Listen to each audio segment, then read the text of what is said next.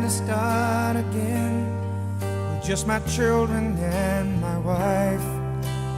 I thank my lucky stars to be living here today, 'cause the flag still stands for freedom and they can't take that away. And I'm proud to be an American, where at least I know I'm free.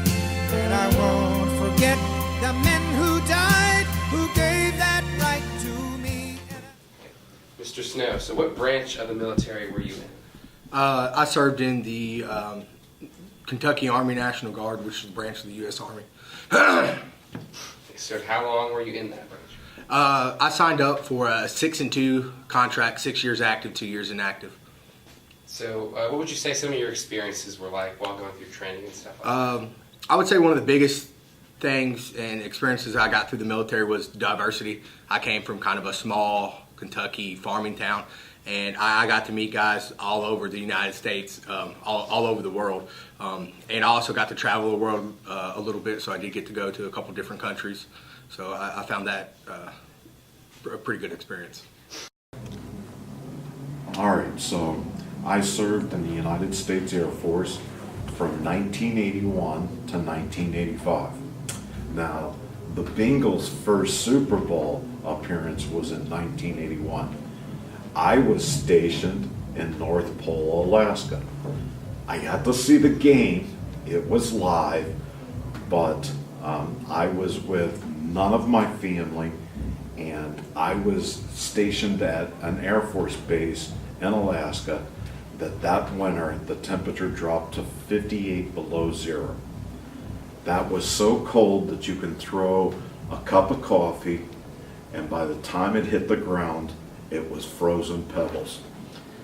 That was my first year. My second year was I got stationed at post 102.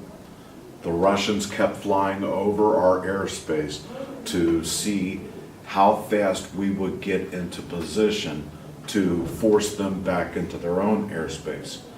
So to this day, I cannot stand listening to Q102 because I had to guard post 102. It was my nemesis.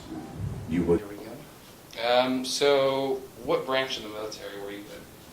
I was in the Air Force from 1980 until 2001. Okay, that's awesome. So that's quite a few years of service, 21, correct? Mm-hmm. What rank did you reach in those 20 years?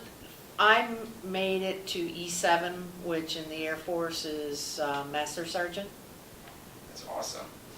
So what would you say that some of your hardest times in the military were, some of the hardest obstacles? I was in the military during the first Gulf War, and that was probably the hardest time because we were overseas at that point, and there was, we were waiting basically to get the call to go to deploy somewhere, and having a family at that time, it was really tough to try to figure out what to do with the family or our kids and how long we would be gone. And so that was probably the toughest time of the 20 years.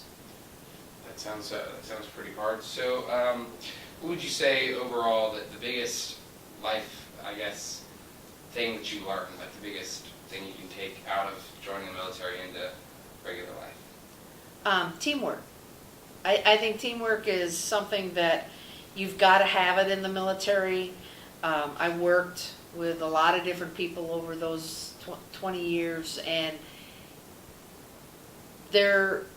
the aspect of being able to do something as a team or as a group, I think is something I've taken out of there and actually applied it in my teaching.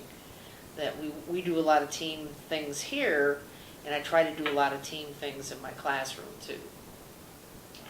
Absolutely. So if there's anybody watching this that is thinking of joining the military but is kind of on the fence, what's one thing that you would say to them? It's a good career.